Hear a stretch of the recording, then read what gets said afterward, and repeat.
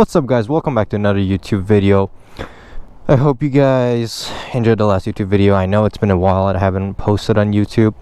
So I recently put a poll on my story that which topic you guys want me to talk about between what I've done to the bike so far or what's a good starter bike. Yeah, a lot of you guys said what's a good starter bike, and that's a lot. That's basically the two most questions that I usually get in my DMs and comments. So here we are explaining what can be a good starter bike for you, for who you guys are trying to get to the riding. So let's take a look at what I have, and then we'll hop on the bike, go on the street, and as we're riding we'll go ahead and talk about different things. So I have a 2020 Yamaha R6, which is a 600cc, technically be specific 599cc, but everyone calls it a 600 because it falls under the 600 category. All of the 600s, anything above 500, you have a lot of power. So 600, 1000, Hayabusa 1300 cc's, these are all high power bikes. Bikes go by cc's. We have like 100cc, 150, 250, 300, 400, 500, 600, 650, 700, 1000, and way more. So this is 600. I started on this bike basically. This is my first ever bike that I rode it on the street and I learned how to ride. Why did I choose the R6? Well, because I love the aggressive look, I love how they ride, and they're a perfect bike. And one other thing that I like about the R6 is they don't make them anymore. They don't make R6s anymore. Yeah, guys, 2020 is the last year they made it, which this is a 2020. This was from the beginning a Raven edition R6, fully blacked out. Had the Raven stickers everywhere on it, on the tail, on the side, and the front. And I changed it. I was like, let's go for a little bright color because I love teal. Okay, so that's about what I have on the bike. But what can't speak what bike I have, and we'll get on the bike, we'll go on ride on the street a little bit, and I'll explain to you guys what is a good starter bike. All right, let's get her started.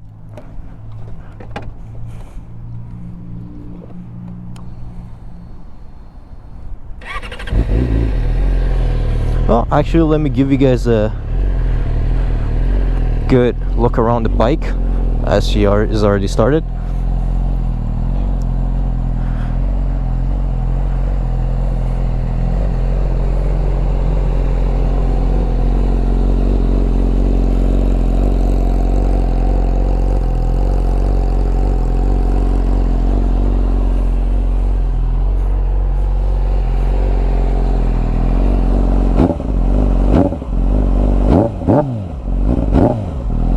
There she is. Alright, let's go ahead and hop on the bike, let's go on ride, and we'll talk about what's a good starter bike, what's not a good starter bike. Alright, there she is, we're on the road. Now let's talk about what's a good starter bike and what you guys can start on. So the question is, can you start on a 600? Yes and no, because a 600 is in the sweet spot of having enough power to pull and go faster. At the same time, it is not that unsafe, so it's like, no, don't start on the 600. It's on that sweet spot. A lot of people start on the 600, a lot of people say start on the 600, some people say start on the 1000, which we'll get to it. I personally say yes, start on the 600. Why? Because when you start on the 600, as I said, you're at that sweet spot of having enough oomph and power, and you have that safety so you can learn on it how to ride and, you know, grow on it. A lot of people start on a lower bike cc, like 400, 500s, 250s, even some people in different countries, depending on the laws of the country, some start on a 100cc or maybe even lower. What's up?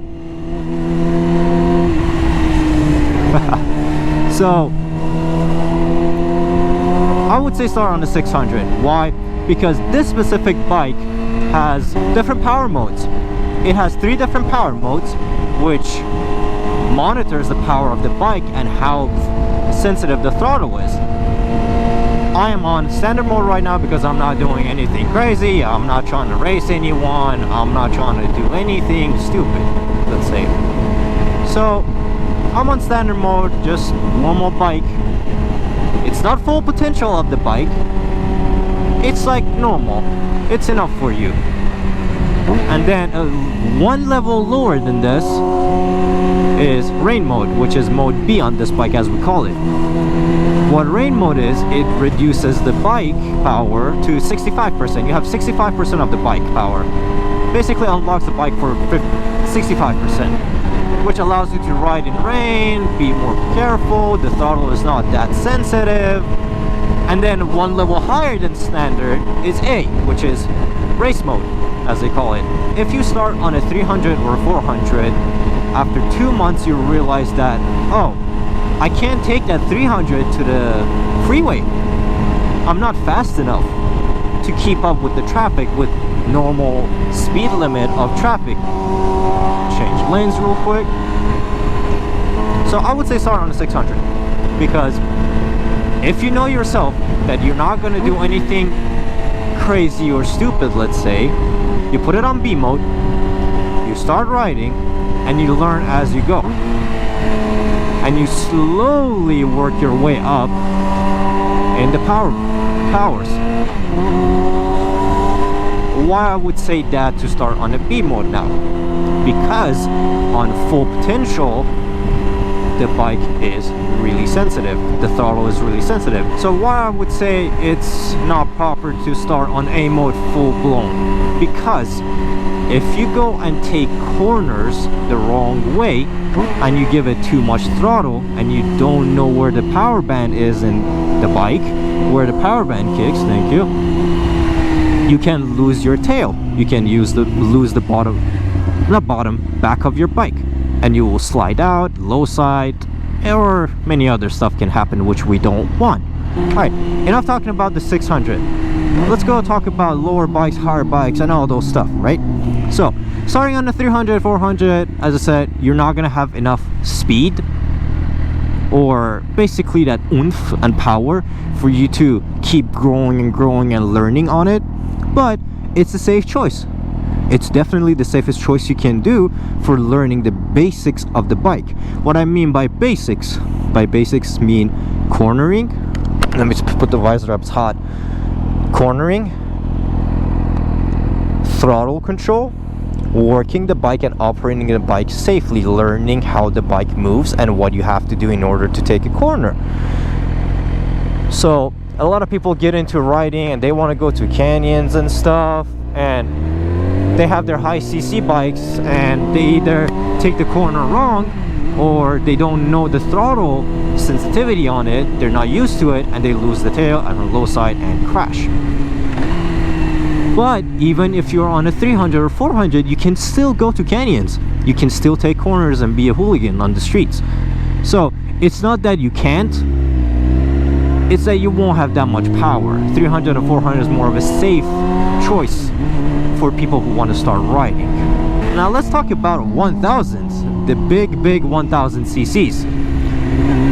1000s are definitely way more powerful than 600s, and there's a big difference between them. So let's say, for example, an R1 and an R6. Let's compare these two. With the R6, if you want to do a wheelie, you can do power or clutch up, but power wheelies on an R6 is not as easy. Why? Because the torque that the R6 has and the power that it has, it's not enough to do a power wheelie. You can in first gear and maybe second gear, I'm not sure, but mostly first gear, which it has the most torque. But with the R1, you have so much torque, you have so much power that you can easily do power wheelies. First gear, second gear, even third gear power wheelies, I've seen people do it. So it has a lot of torque. So imagine losing the tail of your bike on a 1000 cc that has a lot of torque. Things can go wrong pretty quick. But at the same time, that 1000 modern ones have the electronics to basically make it safer. But I wouldn't suggest it, to be honest. You can start on a 1000, but it's not suggested. It is way more sensitive. It is way more dangerous.